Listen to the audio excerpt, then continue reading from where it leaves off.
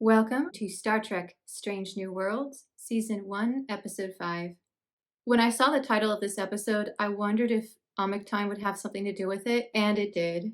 I love it whenever we get to see Vulcan, even if it's just a dream, because those robes are always so gorgeous. And the vibrant reds, that whole planet is just so cool. This headdress, I think I paused it for about 10 minutes to admire it. For anyone who doesn't know, I used to make headpieces professionally for ballet companies, like the Nutcracker and stuff. And I still make them occasionally. It's sort of my cosplay specialty, as it were. I love the layering they had going on with that crown in the back, and then the drapery in the front. It's kind of reminiscent of Arwen's headdress in Return of the King, although hers were on the side. I did make that one, by the way. What a terrifying dream, though, especially since we know it's actually going to happen in the future. Oh, he's going to have to look at T'Pring and have her reject him. That is going to have so much emotional resonance now, getting this backstory. I mean, it was difficult to watch without it. Imagine after we finish Strange New Worlds, going and watching Amok Time and just, oh, after we ship the two of them and everything, it's just going to be so heart-wrenching.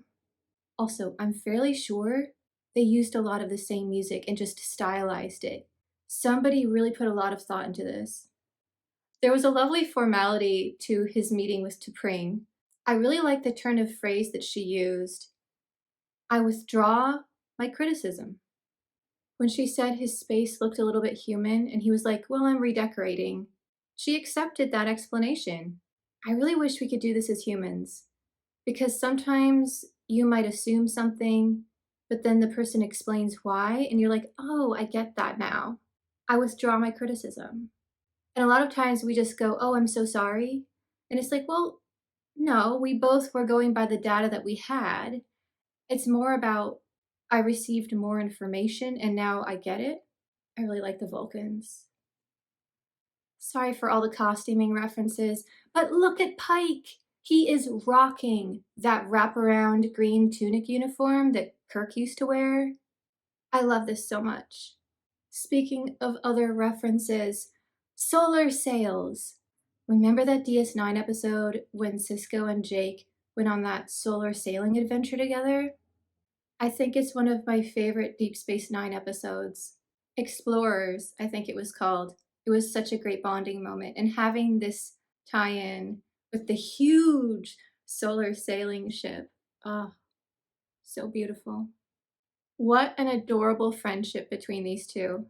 It sounds like they're playing Chapel is basically fun-loving and not ready for commitment, which is really good for my concerns about her flirting with Spock. And I can tell that she's definitely been through something, and this is just her way of coping. So I really want to know more about Chapel. I hope we get a Christine-centered episode at some point. All right, where do you stand on the Mbenga fly fishing hat debate? I think it's really a fun hat, and I would totally go anywhere with him wearing that hat. But apparently, some people disagree and were like, no, I don't want to be seen with him if he was wearing that. So put in the comments, hat, no hat. They don't sure leave, they sure stay. That cracked me up. I was laughing so hard. You know what, to be honest, I would be team sure stay.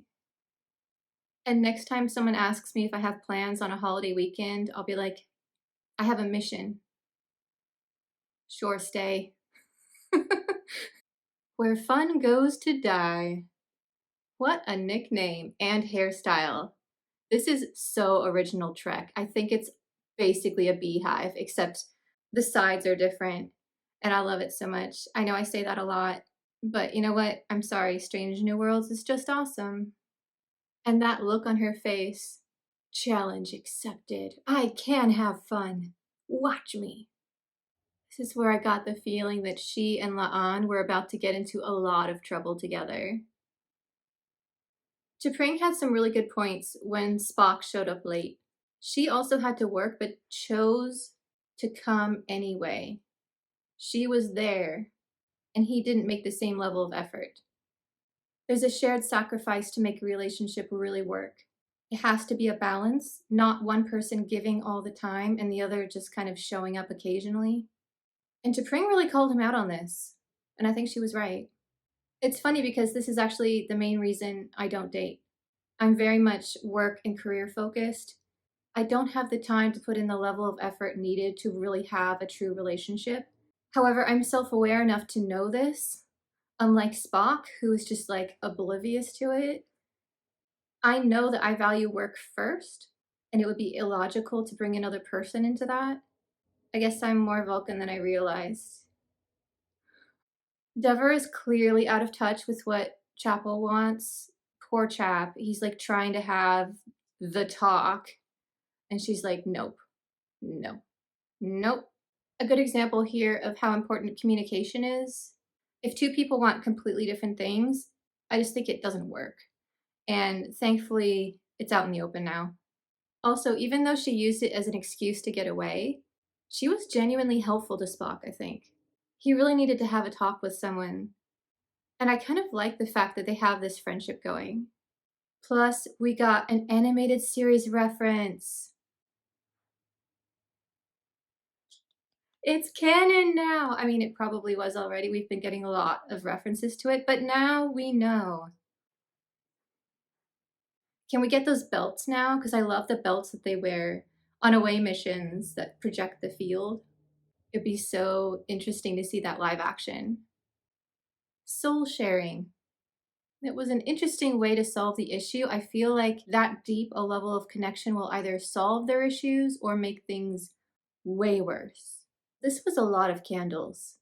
Not only did that take a very long time to light, but hopefully in the future they have really easy ways to clean up wax. That was such a fun moment when they all went and went out. So satisfying. Body swap episodes are one of my favorite sci-fi tropes. I got a little bit overexcited when this happened. This is when the comedy of the episode really took off. We were getting hints of it earlier, but then hijinks are the most logical course of action. The writers just had a field day. Get out of town. We are not in a town. I think it's fantastic that after a really dramatic, nail-biting episode like the Gorn last week, now we're over here just shenaniganing. Is that a word? Anyway, so we've got Katra switches, Enterprise bingo going on. By the way, I would totally play that. I wonder who came up with the original list and if they have a different one every few months. Starting things off with Jeffrey's Tube Tag, I asked people what they would put on their list, and here are some of the responses. Get split into good and evil halves by the transporter, and then get put back together again. Classic. The Riker leg rest. You know the one I mean. Grab Captain Pike's hair gel and use it. Tribbles.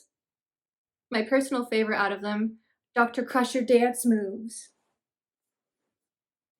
And you have to wear the spandex outfit. Last but not least, you have to drink tea, Earl Grey, hot. Let me know your list ideas below. So if we ever end up on the Enterprise, we can all do it. Ultimately, the over-the-top level of soul sharing really did work. I think by the end, Spock and T'Pring were able to understand each other. They saw how important each of their work was, and also came to the realization that both of them need to really show up and do the work and put their relationship first. Unfortunately, I think the underlying issues are still there, and they're going to pop up again, leading to the inevitable. It really was wonderful to see that solar sail again, though. And it was savvy of Pike to figure out what the aliens really wanted. Someone who could genuinely take their side. When he started doing that speech at the end, I was like, what are you doing? And then, oh, he's being truly honest, radically empathetic. And I think honesty really was the theme of this episode. Yeah, it had a lot of silliness going on, so adorable to watch, But I also think it had a really good message of you have to be truthful with yourself and with others. And it also highlighted a wide range of types of friendships, from Spock and Nurse Chapel to Una and La'an, Dr. Mbenga in his hat. I need that hat. I really like the fact that every episode has a totally different tone and we have no idea what we're getting into every week. It's truly an adventure. Live long and prosper.